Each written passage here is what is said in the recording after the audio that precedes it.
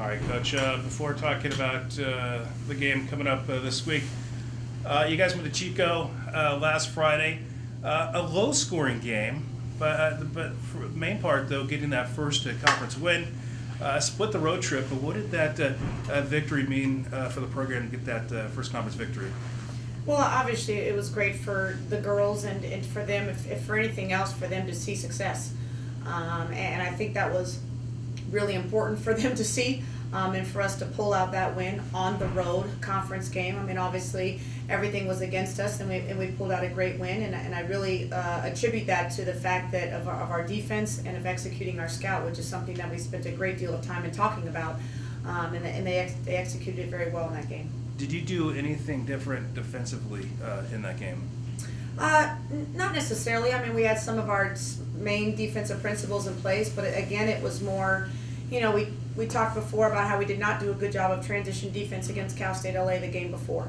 I thought in Chico State, the first half we had a couple, but in the second half I thought we did a great job. In the second half of the Chico game, I think we had the first four possessions were turnovers, but then after that, the rest of the half, we only had 2 turnovers. So transition defense, taking care of the ball on offense, I mean, those are things that have just kind of been our weakness up to this point, and we did a good job of fixing that in that game.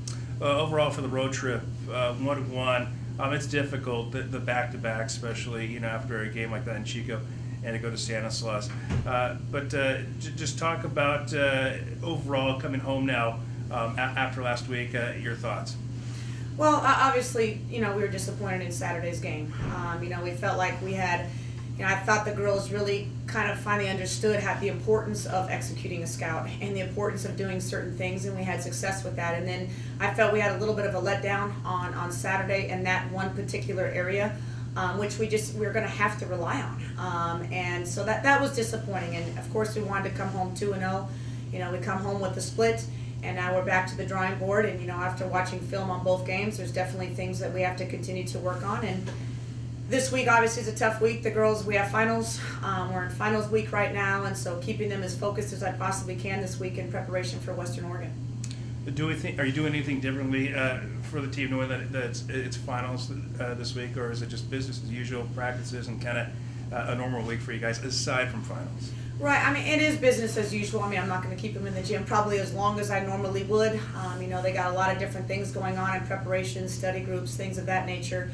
But the time that we are on the floor, it's definitely going to be business as usual. And as I always talk about them, when you're in a classroom, I don't expect you to have your mind on basketball. When you're in the gym, it's a time that you have to let everything go. And it's a mental challenge is what it is, especially this week with finals. And so when we hit the floor, which we're going to here in a few minutes, I definitely expect their full attention.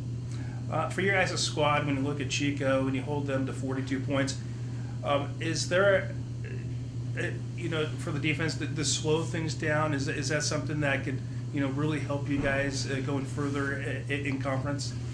Actually, we didn't try to slow things down.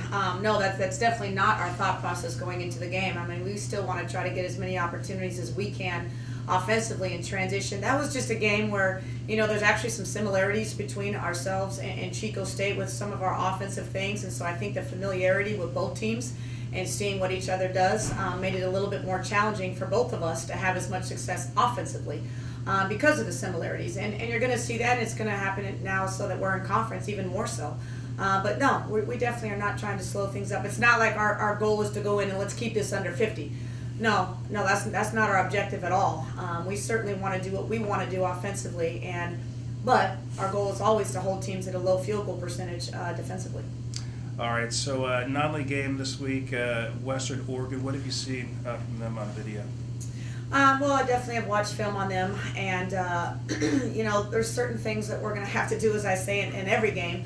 They don't run as much sets per se. It's going to come down to a lot of just half-court defensive principles, and which was actually the case with Stanislaus as well.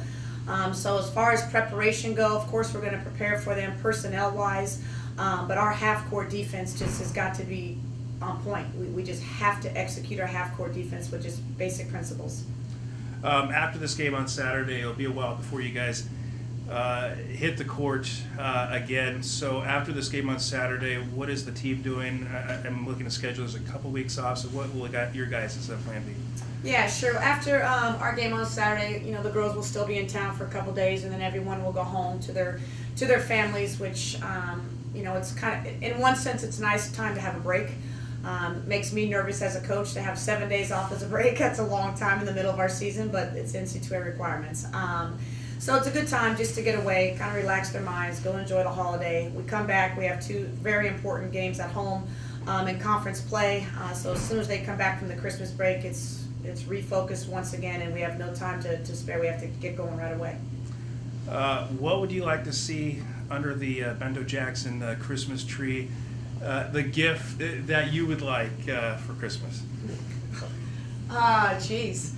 A win against Western Oregon will certainly send us all off for our Christmas breaks with a smile on our face. And so if I had to say one thing, that's what's on the top of my mind right now, outside, of course, enjoying my Christmas with our family as well. But getting that last win, I think, will just send us off on a positive note. We can all go home, enjoy the holidays, and come back and refocus for conference games.